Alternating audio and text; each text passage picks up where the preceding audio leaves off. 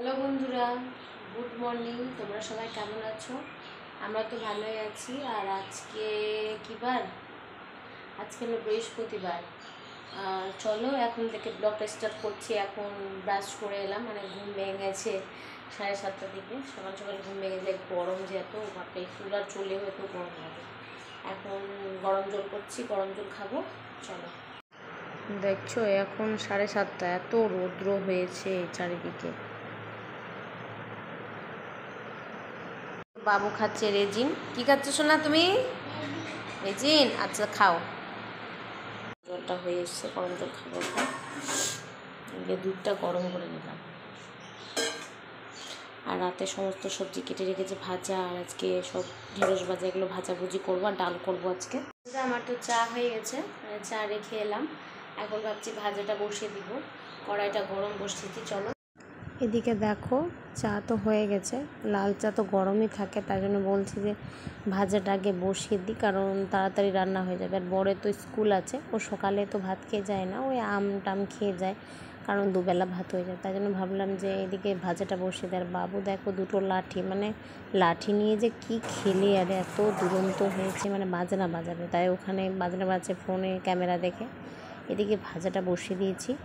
আর দেখো কড়াইটা গরম হয়ে গেছে।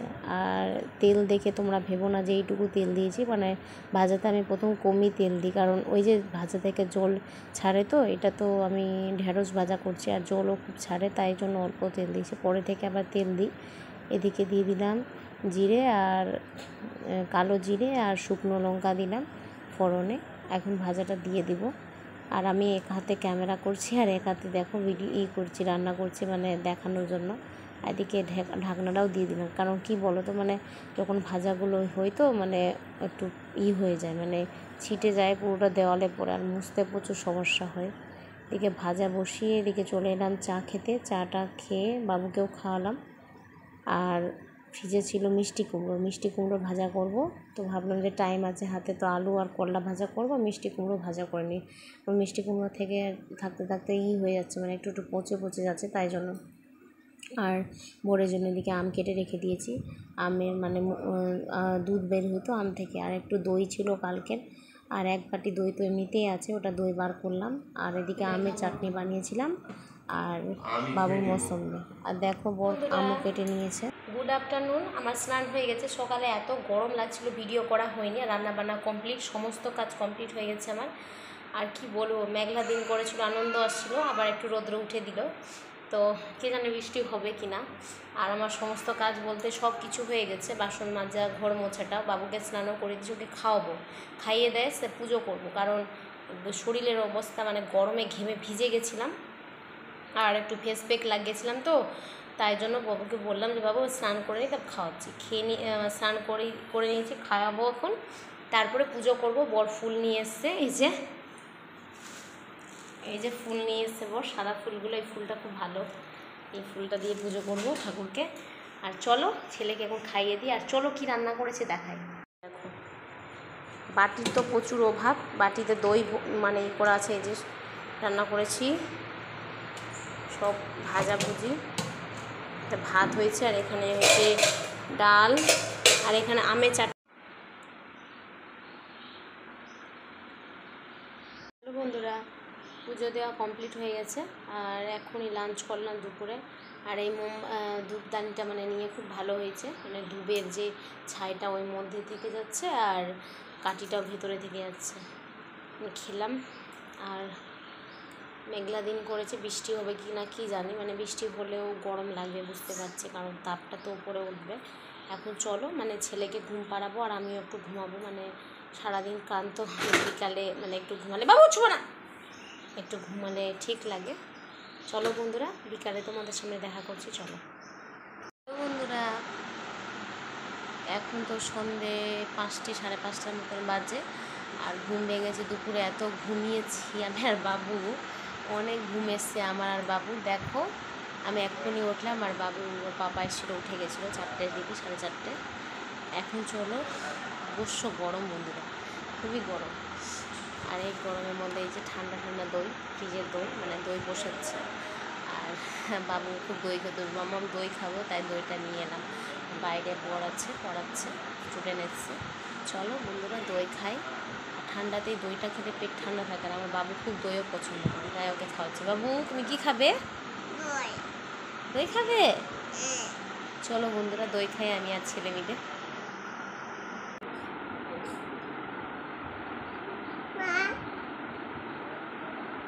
ভালো আরো নেবে?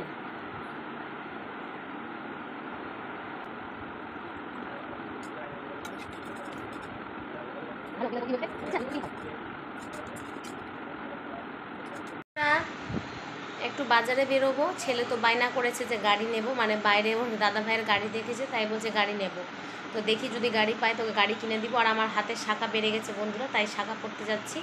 চলো, আর কিছু একটু টুকটাক কাজ আছে, ভাবছি আইব্রো করতাম কিন্তু দেরি হয়ে গেছে সন্ধ্যায়, তো আজকে করবো না ভাবছি, শুধু শাঁখা পড়বো আর বাবুর জন্য ওই খেলনাটা নিয়ে চলে এসো। চলো ঠিক রাখ।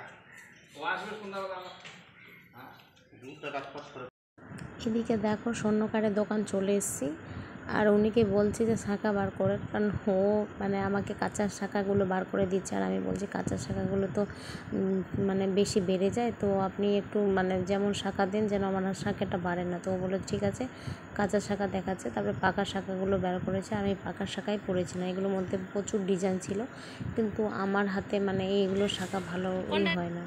এদিকে দেখো ওদিকে শাঁখাটা পরে, আর বাবু এখানে এসে গাড়ি বায়না করেছে, মানে ও অনেক রকমের গাড়ি দেওয়া বলেছিলাম, তো এই বলছে এই গাড়িটাই নেব।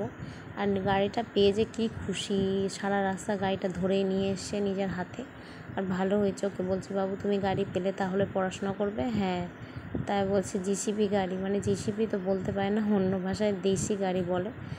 আর কি বলবো বন্ধুরা, ছেলে খুশি তো আমরাও খুশি, কারণ আমার বাবুটা অনেক মানে বেশি কিছু বায়না করে না ও, মানে এমন নয় যে কুরকুরে চকলেট ওগুলো কিছুই বায়না, ওর কিছুই প্রতি বায়না না। ও একটা মানে ও শুধু একবারই বলবে যে এটা নেব, তখন ওর পাপা রাজি হয়ে দেয়, কিন্তু ও মানে বেশি বায়না নাই আমার বাবুটার, মানে খুশি মনে যেটা চায় সেটাই পেয়ে যায়। স্বর্ণকারের দোকানে তো গেছিলাম, এই যে শাঁখা পড়েছি দেখো, মোটা শাঁখা পড়েছি এবার দু হাতে, সুন্দর শাঁখাটা, মানে স্বর্ণকার বললো যে তুমি পাকা শাঁখা পড়ো, পাকা শাঁখাটা মানে ভালো হয়, যে মোটা দেখে পড়েছি। আর একটা গিফট নিয়েছি দিদির জন্য, চলো তোমাদের দেখায়, মানে দিদিকে দেওয়া হয়নি কিছু, দিদি আমাকে তো দেয় অনেক কিছুই দেয়, আমিও দিই টুকটাক জিনিস, কিন্তু সেরকম জিনিস দেওয়া হয়নি। দিদি আমাকে অ্যানিভার্সারিতে এই নাকেরটা দিয়েছিল, মানে দিদি জামাইবাবু মিলে, আর আমিও দিদিকে একটা গিফট দিতে চাই, এই যে চলো দেখাই। মাকেও দিয়েছিলাম এর আগে একটা গিফট, মানে মাকেও দিয়েছি সেম, আর দিদিকেও দিয়েছি সেম, চলো দেখাচ্ছি।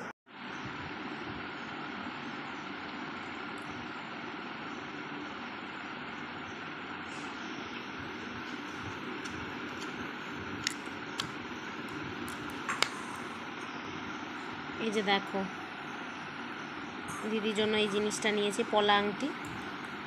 কেমন হয়েছে বলো, মানে আমার কিছু কি দিব সেরকম বুঝে পাচ্ছিলাম না। এই যে এই কালারটা আছে, এই কালার খয়েরি কালার, খুব সুন্দর দেখতে, দিদি ভালো মানাবে। আর গোল দেখে নিয়েছি, বেশি মোটা নিইনি, মোটাটা ভালো মানাবে না, এটাই নিয়েছি।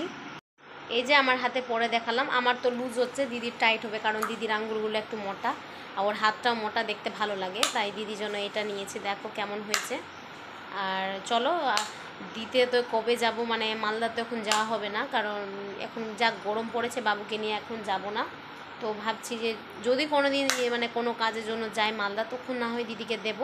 চলো দুধ গরম দেখো, এই যে দেখো পেঁয়াজ লঙ্কা সব কেটে রেখেছি, আর ডিমটাও বার করে রেখেছি।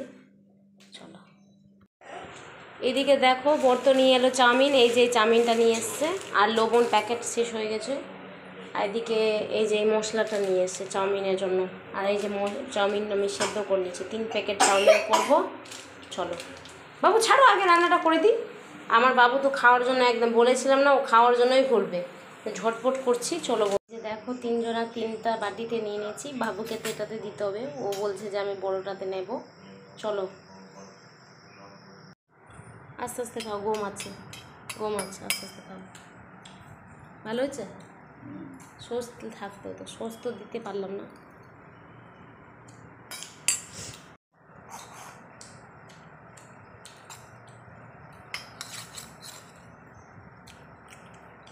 ভালো হয়েছে, এভাবে খেতে হয়। খাও, আস্তে আস্তে খাও।